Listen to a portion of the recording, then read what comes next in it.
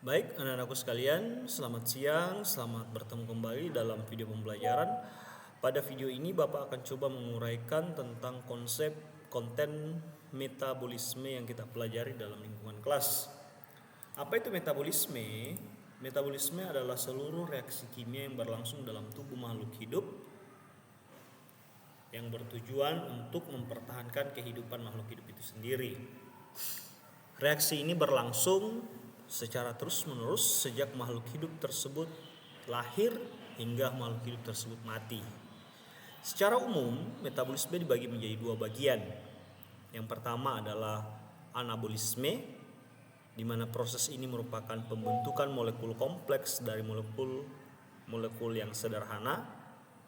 Proses ini membutuhkan energi.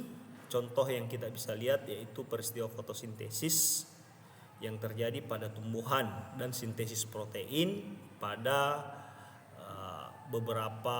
pada hewan. Kemudian reaksi yang kedua adalah reaksi katabolisme. Katabolisme merupakan proses pemecahan molekul yang kompleks menjadi molekul yang sederhana. Tujuannya untuk menghasilkan energi.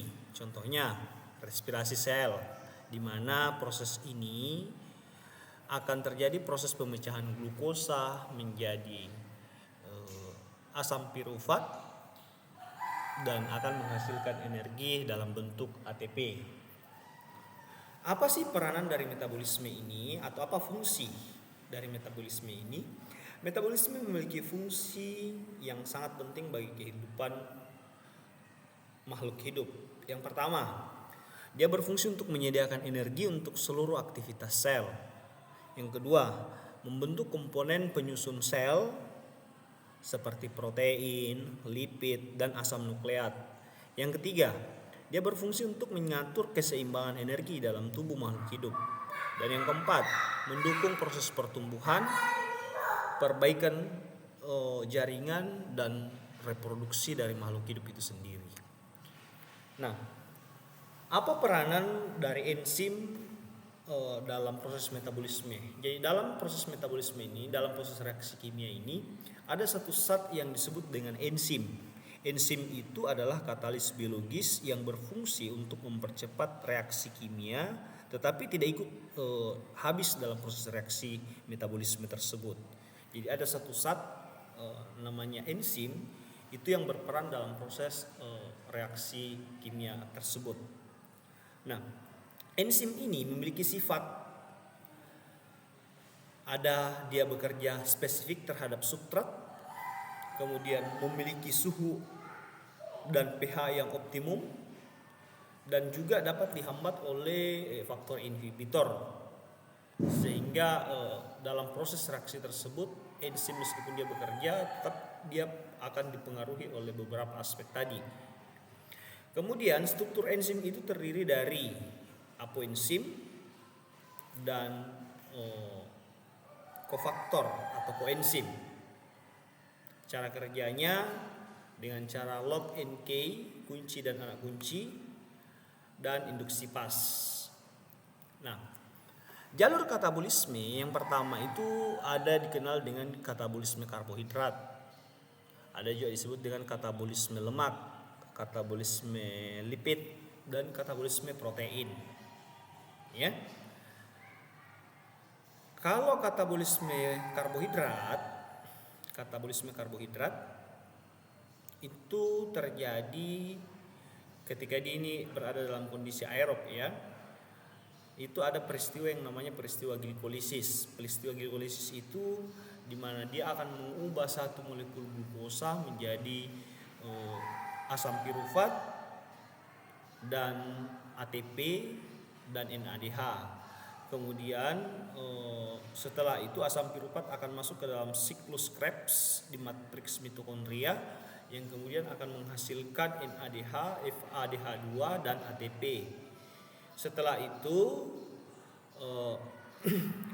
masuk ke dalam rangkai selanjutnya yaitu rantai transport elektron di membran dalam mitokondria, dan di sini akan menghasilkan 34 ATP. Jadi dalam respirasi aerob, katabolisme karbohidrat itu kurang lebih akan melalui 3 tahap ini. glikolisis, siklus Krebs, dan transport elektron. Nah, berbeda kalau misalnya dia berada pada kondisi tanpa oksigen atau respirasi ini berlangsung secara anaerob, maka dia tidak akan melalui 3 langkah tadi, tetapi dia akan masuk ke dalam jalur yang lain yang biasa disebut dengan jalur fermentasi. Nah, di jalur fermentasi ini itu biasanya terjadi pada hewan misalnya ya. Kemudian katabolisme yang kedua adalah ada yang disebut dengan katabolisme lemak. Katabolisme lemak di mana lemak akan dipecah menjadi melalui proses lipolisis menjadi gliserol dan asam lemak. Asam lemak akan mengalami beta oksidasi, kemudian akan membentuk asetil koenzim A yang kemudian masuk ke dalam siklus Krebs. Ya, siklus Krebs kemudian transport elektron kan. Kemudian ada lagi katabolisme protein. Katabolisme protein ini di mana protein akan dipecah menjadi asam amino melalui proses deaminasi, gugus amin dihilangkan dan akan menghasilkan amonia NH3 serta kerangka karbon yang akan masuk ke dalam jalur respirasi selanjutnya.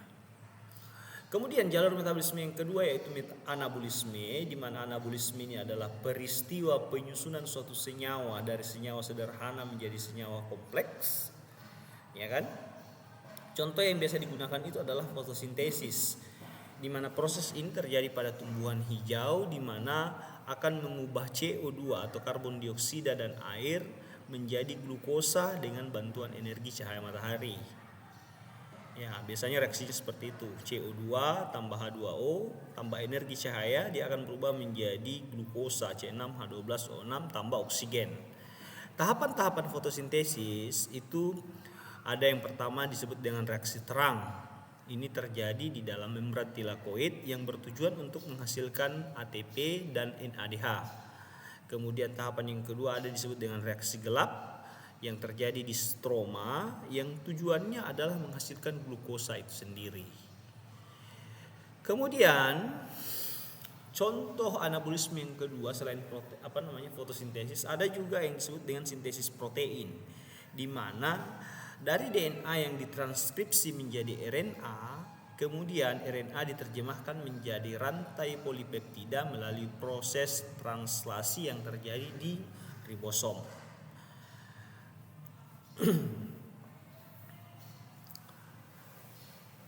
Kemudian regulasi yang kemudian mengatur proses metabolisme. Ada banyak hal yang kemudian mengatur proses metabolisme dalam tubuh makhluk hidup. Bisa faktor internal dan bisa faktor eksternal. Faktor internal yang mengatur proses metabolisme di dalam tubuh yaitu yang pertama adalah aktivitas gen dengan enzim, jumlah substrat, dan mekanisme umpan balik negatif. Kalau faktor eksternal misalnya suhu, pH, ketersediaan nutrien, serta hormon seperti insulin dan adrenalin. Nah, demikianlah pembahasan Bapak untuk konsep metabolisme secara umum. Mudah-mudahan aku bisa paham dengan jelas bagaimana sih kondisi metabolisme atau reaksi metabolisme yang terjadi di dalam tubuh makhluk hidup. Sekian dan terima kasih.